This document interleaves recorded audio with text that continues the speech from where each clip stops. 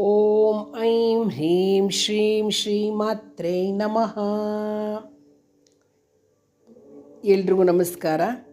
ಲಲಿತಾ ಸಹಸ್ರನಾಮದ 18ನೇ ನಾಮವಾಗಿರ್ತಕ್ಕಂತಹ ವಕ್ತ್ರಲಕ್ಷ್ಮೀ ಪರಿವಾಹ ಚಲನ್ಮೀನಾಭಲೋಚನಾಯೈ ನಮಃ.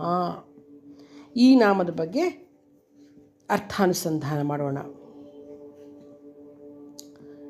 ನೀರಿನಲ್ಲಿರುವ ಮೀನಿನ ಕಣ್ಣುಗಳಂತೆ ಸದಾಕಾಲವೂ ತೆರೆದಿರುತ್ತಾ ಪರಮೋತ್ಸಾಹದಾಯಕವಾಗಿ ಪರಮ ವೇದದ ಸಾರವನ್ನೆಲ್ಲ ಮಾನವರಿಗೆ ಸದಾ ಗೋಚರಿಸಿರ್ತಕ್ಕಂತಹ ಕಮಲದಳ ನೇತ್ರಳಾಗಿರ್ತಕ್ಕಂತಹ ತ್ರಿನೇತ್ರಳೇ ಸದಾ ತೆರೆದ ಕಣ್ಣಿನ ಮೀನಿನಂದದಲ್ಲಿ ಈ ಭವಸಾಗರದಲ್ಲಿಯೂ ಮತ್ಸ್ಯಾವತಾರದ ಮೂಲಕ ವೇದೋದ್ಧಾರವನ್ನು ಮಾಡ್ತಿರ್ತಕ್ಕಂಥ ಶ್ರೀ ಮೀನಾಕ್ಷಿ ಸುಂದರೇಶ್ವರಿಯೇ, ನಿನ್ನ ಈ ವಿಶಾಲಾಕ್ಷಿಗಳು ನರರಿಗೆ ಉತ್ತಮ ಗತಿಪ್ರದವಾಗಲೆಂದು ಪ್ರಾರ್ಥಿಸುತ್ತಾ ಶ್ರೀ ಲಲಿತಾ ತ್ರಿಪುರ ಸುಂದರಿಯ ಚರಣಾಂಭೋಜಗಳಿಗೆ ನಮಸ್ಕಾರ ಮಾಡ್ತಾ ಇದ್ದೀನಿ ಅಂತ ಹೇಳ್ತಕ್ಕಂಥದ್ದು. ಇಲ್ಲಿ ಶ್ರೀಮಾತೆಯನ್ನು ವಕ್ತ್ರಲಕ್ಷ್ಮೀ ಪರಿವಾಹ ಚಲನ್ ಮೀನಾಭಲೋಚನ ಅನ್ನೋ ನಾಮದಿಂದ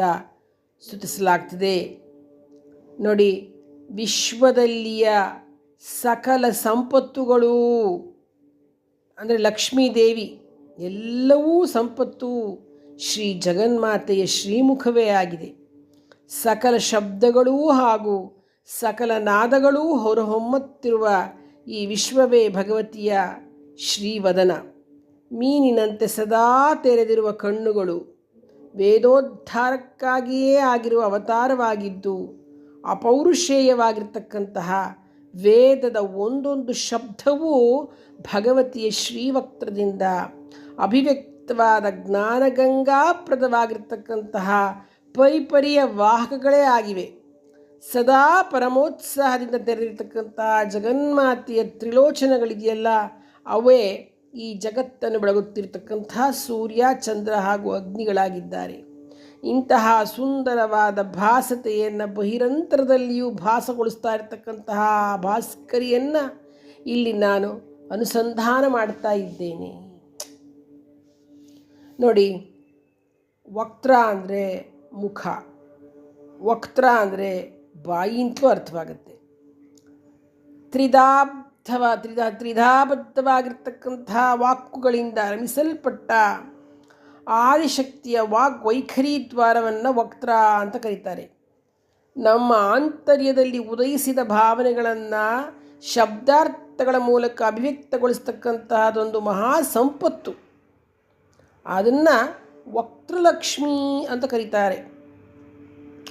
ವಾಗ್ದೇವತೆಯಾದ ಶ್ರೀ ಭಗವತಿಯು ನಮ್ಮ ಹೃನ್ಮಂದಿರದಲ್ಲಿ ಬಂದು ಹೃದಯ ಸಿಂಹಾಸನದಲ್ಲಿ ವಿರಾಜಮಾನಳಾಗಿ ತನ್ನ ಶಕ್ತಿಯನ್ನು ವಿಜೃಂಭಿಸುತ್ತಾ ಬುದ್ಧಿಯ ವೇದಿಕೆಯಲ್ಲಿ ಸುಪ್ರಚೋದಿತಳಾಗಿ ಮನೋವೇದಿಕೆಯಲ್ಲಿ ಮನಮೋಹಕವಾದ ನಾನಾ ಭಾವನೆಗಳ ಮೂಲಕ ಬೆಳಗುತ್ತಾ ವಿಶಾಲವಾದ ವಿಶುದ್ಧ ಚಕ್ರದಲ್ಲಿ ನಾದಮಯಳಾಗಿ ಹೃದಯ ವೀಣೆಯನ್ನು ಮೀಟುತ್ತಾ ಅನುರಾಗಪೂರ್ಣವಾಗಿ ಹಾಡುತ್ತಾ ಜಿಹ್ವಾ ವೇದಿಕೆಯಲ್ಲಿ ನಾಟ್ಯವಾಡ್ತಾ ಇದ್ದರೆ ಓತಪ್ರೋತವಾಗಿ ಯಾವ ಅಡೆತಡೆಗಳೂ ಇಲ್ಲದೆ ಸುಂದರವಾದ ಅರ್ಥಗರ್ಭಿತವಾದ ಸಾಮವೇದಾತ್ಮಕವಾಗಿರ್ತಕ್ಕಂತಹ ಗಾನಬದ್ಧವಾದ ಲಾಲಿತ್ಯಪೂರ್ಣವಾದ ಪದಪುಂಜಗಳಿಂದ ರಾಗಬದ್ಧವಾಗಿ, ತಾಳಬದ್ಧವಾಗಿ, ಲಯಬದ್ಧವಾಗಿ, ಪ್ರಾಸಬದ್ಧವಾಗಿ, ನಾನಾ ಚಕ್ರಬಂಧಯುಕ್ತವಾಗಿ ವಾಗ್ವೈಖರಿಯು ಪರಿಪರಿಯ ಪ್ರಜ್ಞಾಯುಕ್ತವಾಗಿರ್ತಕ್ಕಂತಹ ವಾಹಕವಾಗಿ ತುಂಬಿ ಹರಿತಿದ್ರೆ ಆ ಶ್ರೀ ಜ್ಞಾನಲಕ್ಷ್ಮಿ ಸರಸ್ವತಿಯಾಗಿರ್ತಕ್ಕಂತಹ ಸಕಲ ವೇದ ಸಾರವಾಗಿರ್ತಕ್ಕಂತಹ ಶ್ರೀ ಶಾರದಾ ಅಂಬೋಜ ಅಮ್ಮನವರ ಮುಖಾಂಬೋಜಾಭಿವ್ಯಕ್ತ ಶ್ರೀ ಲಕ್ಷ್ಮಿಯ ವೈಭವವನ್ನು ವರ್ಣಿಸಲಿಕ್ಕೆ ನಮಗೆ ಮಾತಿನಿಂದ ಆಗಲಿ ಶಬ್ದಗಳಿಂದಾಗಲಿ ಸಾಧ್ಯವೇ? ಖಂಡಿತ ಸಾಧ್ಯ ಇಲ್ಲ.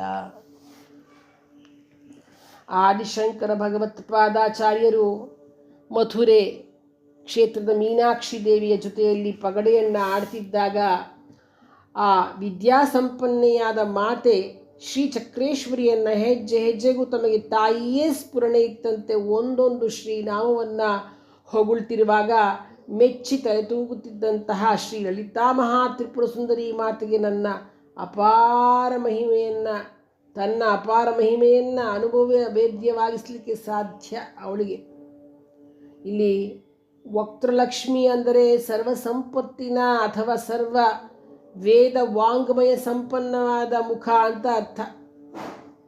ಯಾರ ಶ್ರೀಮುಖದಿಂದ ಸಕಲ ವೇದಗಳೂ ಪರಿಪರಿಯ ಪ್ರವಾಹದಂತೆ ನಿರಂತರವಾಗಿ ಹರಿದು ಬರುವುದೋ ಅದು ಪರಿವಾಹ ಲಕ್ಷ್ಮೀ ವಕ್ತ್ರ. ಹೇಗೆ ಯಾರ ಶ್ರೀಮುಖದಿಂದ ಎಲ್ಲ ವೇದಗಳೂ ಪ್ರವಾಹದಂತೆ ನಿರಂತರವಾಗಿ ಹರಿದು ಬರುತ್ತೋ ಅದು ವಕ್ತೃಲಕ್ಷ್ಮಿ ಪರಿವಾಹ. ಇನ್ನು ವಕಾರ ಜ್ಞಾನವನ್ನು, ಕಕಾರ ಕಮನೀಯತೆಯನ್ನು, ತಕಾರ ತತ್ವಾತ್ಮಕ ಸ್ವರೂಪವನ್ನು, ರಕಾರ ರಮಣೀಯತೆಯನ್ನು ಪ್ರತಿಬಿಂಬಿಸುತ್ತೆ ವಕ್ತಲಕ್ಷ್ಮಿ. ವಕ್ತ್ರ ಅಂದರೆ ಇವೆಲ್ಲ ಶ್ರೀಲಕ್ಷ್ಮೀ ಸ್ವರೂಪವೇ ಆಗಿರ್ತಕ್ಕಂಥದ್ದು. ಜಗದಮ್ಮೆಯು ಅಮ್ಮನವರು ಸರ್ವಗುಣ ಸಂಪನ್ನೆ. ಆಕೆಯ ಮುಖದಿಂದ ಬಂದದ್ದೆಲ್ಲವೂ ಶ್ರೇಷ್ಠವಾದ ಜ್ಞಾನ ಸಂಪದವೇ ಅಂತಲೇ ಹೇಳ್ಬೋದು. ಇನ್ನು ಚಲನ್ ಮೀನಾಭಲೋಚನ ಏನು ಹಂಗಂದರೆ, ಈ ಮಾತುಗಳಾಗಲಿ ಅಥವಾ ಶಬ್ದಗಳಾಗಲಿ ಕೇವಲ ಬಾಯಿಯಿಂದ ಮಾತ್ರವಲ್ಲ, ಕಣ್ಣಿಂದಲೂ ಮಾತನಾಡ್ಬೋದು ತಾನೆ. ನೀರಿನಲ್ಲಿ ಚಲಿಸುತ್ತಿರುವ ಮೀನಿನ ಕಣ್ಣುಗಳು ಸದಾ ತೆರೆದೇ ಇರುತ್ತವೆ. ಅದಕ್ಕೆ ಉಪಮೇಯೇನೋ ಎಂಬಂತೆ ಸರ್ವೇಂದ್ರಿಯಾಣಂ ನಯನಂ ಪ್ರಧಾನಂ ಎಂಬಂತೆ ಶ್ರೀದೇವಿಯ ಸುಂದರ ಮುಖಕ್ಕೆ ಭೂಷಣಪ್ರಾಯವಾಗಿರ್ತಕ್ಕಂತಹ ಮೀನಿನಂತಹ ಸದಾ ತೆರೆದ ಕಣ್ಣುಗಳು ಸರ್ವ ಸಂಪತ್ಕರವಾಗಿವೆ. ಅಂತಹ ದೇವಿಗೆ ನನ್ನ ನಮಸ್ಕಾರಗಳು.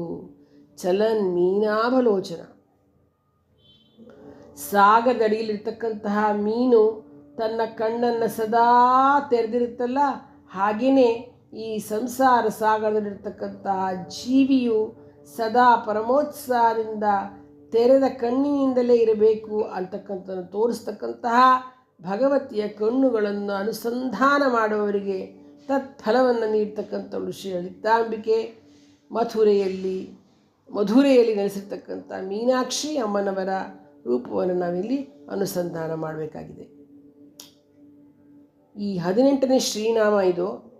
18 ಅಂತಕ್ಕಂಥದ್ದು ಒಂದು ವಿಶಿಷ್ಟವಾದ ಸಂಖ್ಯೆ. ಒಂದೇ ಶಕ್ತಿ ಅಷ್ಟವಸುಗಳಾಗಿ ಅಷ್ಟಲಕ್ಷ್ಮಿಯರಾಗಿ ಅಭಿವ್ಯಕ್ತವಾಗಿರ್ತಕ್ಕಂತಹ ದ್ಯೋತಕ ಇದು. 1 ಮತ್ತು 8 ಸೇರಿಸಿದರೆ 9 ಆಗುತ್ತೆ. ಇದು ನವದುರ್ಗೆಯರ ಸಂಕೇತ. ಶಂಕರರು ಸೌಂದರ್ಯ ಲಹರಿಯಲ್ಲಿ ಹೇಳ್ತಾರೆ, ಅಷ್ಟಾದಶಗುಣಿತ ವಿದ್ಯಾ ಪರಿಣತಿ ಅಂತ. ದಶೇಂದ್ರಿಯಗಳು, ಪಂಚಪ್ರಾಣಗಳು, ಮನಸ್ಸು, ಬುದ್ಧಿ, ಅಹಂಕಾರ ಎಲ್ಲ ಸೇರಿದರೆ ಒಟ್ಟು 18 ಆಗುತ್ತೆ. ಈ 18 ತತ್ವಗಳು ಭಗವತಿಯ ಪರಂಜ್ಯೋತಿಯ ಬೆಳಕಿನಲ್ಲಿ ವ್ಯವಹರಿಸಬೇಕೆಂಬುದೇ ಸಂದೇಶ.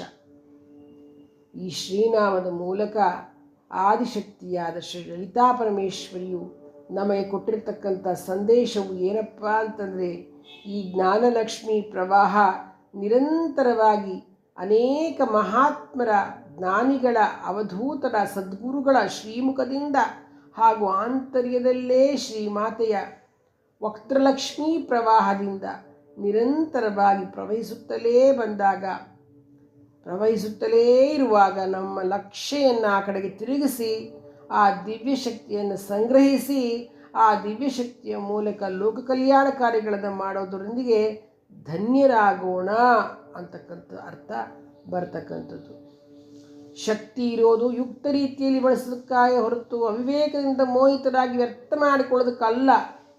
ಈ ಮಹಾಜ್ಞಾನ ಶಕ್ತಿಯ ಮೂಲಕ ಸದಿಚ್ಛಾಪೂರ್ಣವಾದ ಕ್ರಿಯಾಶಕ್ತಿಯನ್ನು ಅಭಿವೃದ್ಧಿಪಡಿಸಿಕೊಂಡು ಸತ್ಕಾರ್ಯಗಳನ್ನು ಸಮರ್ಪಣ ಬುದ್ಧಿಯಿಂದ ಮಾಡ್ತಾ ಬ್ರಹ್ಮಯಜ್ಞವನ್ನು ಮಾಡೋದೇ ಈ ಒಂದು ಕೆಲಸವಾಗಿದೆ.